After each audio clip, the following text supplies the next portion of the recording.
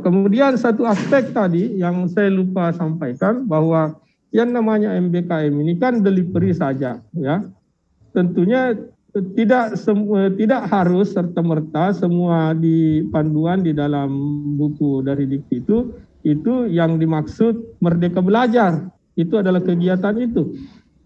Kita didorong untuk menjadi dosen penggerak, berinovasi. Jadi bisa saja ada bentuk delivery lain yang juga tidak harus sama ada di buku itu, tetapi diciptakan oleh universitas kita sendiri, ya. Di buku itu kan hanya memberi koridor saja sebetulnya, ya, koridor. Ada hal yang menarik yang dilakukan oleh Pak Sekjen BMPTSSI di ITB untuk mata kuliah perancangan yang berbasis komprehensif tadi. Dia malah buka kelompok, membentuk kelompok sesama mahasiswa se-ITB gitu, mengerjakan suatu perancangan terpadu gitu, ya. Ini menarik memang, tetapi ya mungkin kita secara bertahap lah untuk bisa menerima dan mengimplementasikan itu. Tetapi ini ada contoh saja seperti itu, ya. Nah, kemudian adalah masalah jumlah SKS-nya itu. Saya kira kita hanya berkewajiban menyiapkan kebijakan implementasi kurikulum kita itu sesuai dengan jumlah kuantitatif yang diarahkan oleh kebijakan Dikti itu, ya. Tetapi di dalam pelaksanaannya tentunya itu hak kemerdekaan dari mahasiswa kita dalam pengertian begini. Sejak awal kebijakan MBKM ini didorong adanya lintas prodi seperti itu, adanya paket magang, ya. Kita sudah mendiskusikan bahwa seharusnya kurikulum kita ini kebijakannya adalah membuat opsi alternatif saja sebagai pilihan, ya. Karena juga dikatakan bahwa mengambil kebijakan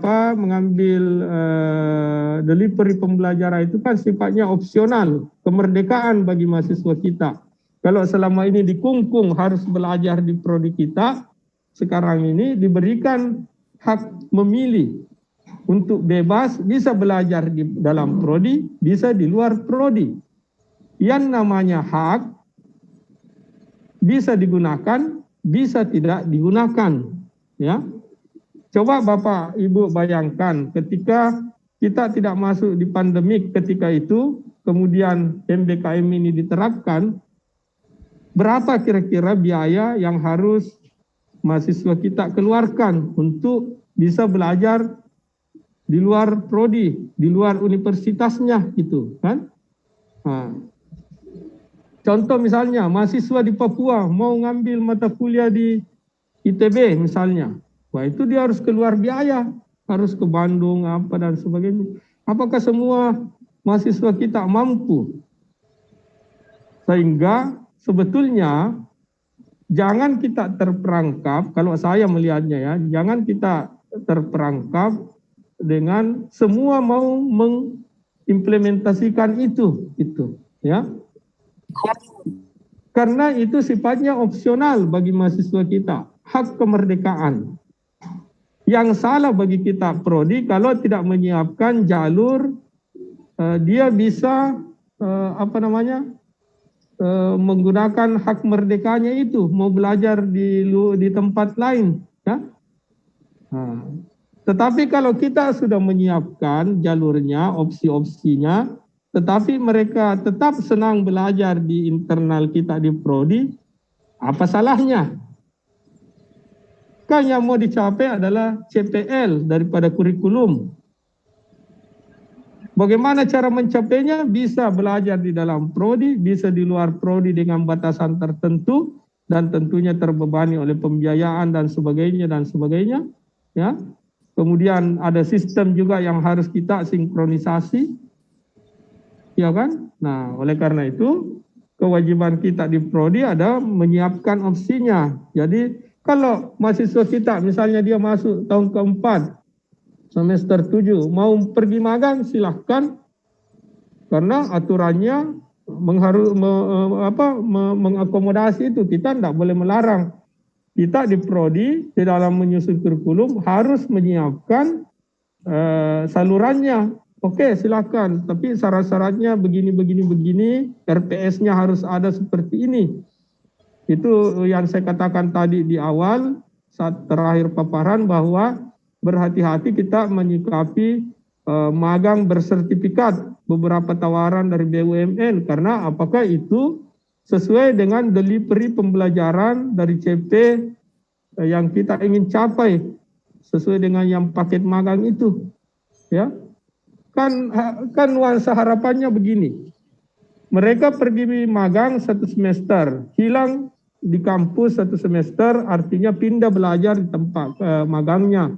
Berarti kan seharusnya semua mata kuliah di semester dia hilang, itulah yang dikonversi menjadi total SKS-nya selama dia magang. Sekarang pertanyaannya, mata kuliah apa saja yang dia tinggalkan di dalam prodi kita itu di semester dia pergi magang? Oh, mata kuliah perencanaan ini, jembatan, jalan, perencanaan bendung, apa? Pertanyaannya kemudian, apakah CP, esensi materi dari semua mata kuliah ini mereka pelajari secara aplikatif di tempat magang? Ini menjadi masalah besar bagi kita yang saya sampaikan tadi ketika kita ingin mengkonversi ini menjadi setara dengan keseluruhan SKS-nya. Jadi bisa saja kebijakan kurikulum kita, kalau RPS-nya kita tidak terlalu rinci, ya kita misalnya umum saja begini, di mana dia KPO, di perusahaan BUMN ini yang kebetulan ada proyek bidang infrastruktur transport misalnya. Nah, setelah dia kembali atau selama itu kita cek prosesnya, apakah semua mata kuliah pilihan yang seharusnya dia ambil di semester 7 ini ada semua include materinya di proyek itu. Nah, kalau misalnya ada kayak perencanaan bendung terus tidak ada di magangnya, apakah kita harus akui SKS-nya untuk perencanaan bendung misalnya? Ya, itu kembali kepada kebijakan kita masing-masing. Silahkan mengakses yang mana saja yang mau diakui. Itu bisa juga opsinya seperti itu, Bapak Ibu. Jadi itu terkait tadi masalah batasan, Bapak Ibu ya, ada pertanyaan Pak Sucianto. Nah, kemudian yang terakhir ini, yang ketiga, tentang kebutuhan pasar jasa konstruksi kita. Ya, memang tidak bisa dipungkiri selama ini bahwa di kurikulum kita tidak mengajarkan AutoCAD sebetulnya. Kita tidak mengajarkan aplikasi-aplikasi yang sifatnya menganalisis lebih jauh suatu infrastruktur yang banyak digunakan di dunia kerja mereka oleh industri, ya.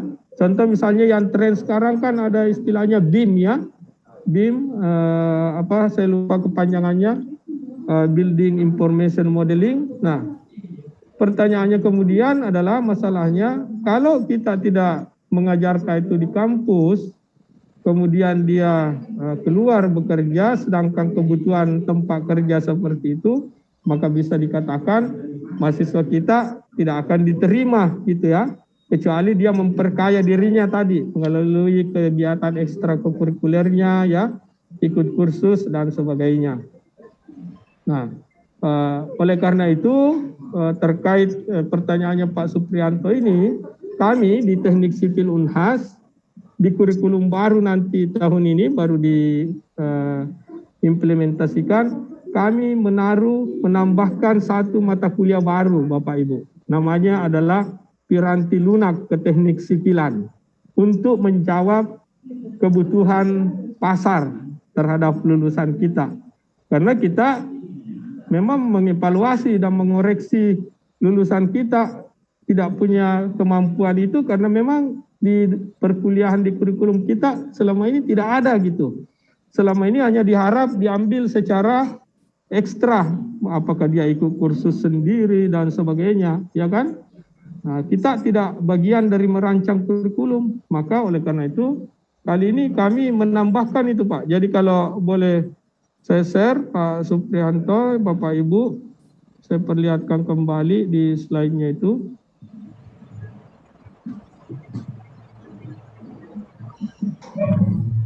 Nah ini pada semester 6 mata kuliah pilihan dia, tetapi kami mewajibkan diambil oleh semua, ya, sehingga tadinya mata kuliah pilihan kami 12 SKS itu tinggal 9 SKS. Nah, ini kami beri beban 2 SKS, namanya mata kuliah Piranti ke Teknik Sipilan. Dan ini sebetulnya juga adalah hasil dari masukan kami ikut akreditasi internasional ABET dan IABI. Mereka memberi saran, ini kelihatannya belum diperkenalkan, padahal kebutuhannya sama dengan Pak Suprianto sampaikan tadi. Jadi saya kira-kira itulah gambarannya Bapak Ibu. Jadi jangan takut-takut membuat nama mata kuliah baru yang tidak ada di BAMUS. Itu tadi kan sama sekali mata kuliah tidak ada di dalam benak kita semua, tetapi kami lahirkan itu untuk menjawab tuntutan kebutuhan mitra pasar yang menyerap lulusan kita yang banyak selama ini. Saya kira itu dari kami untuk Pak Suprianto tadi atas, saya kira bagus sekali Pak diskusinya, pertanyaan dari Pak Suprianto. Kami kembalikan ke moderator. Ya, terima kasih Pak Suprianto bila masih ada Pak yang belum itu. Baik, bagaimana ya. Pak Suprianto Pak? Apakah sudah cukup Bu? Ya baik, terima kasih Pak Suprianto. Terima kasih banyak Pak. Ya Pak, sama-sama Pak.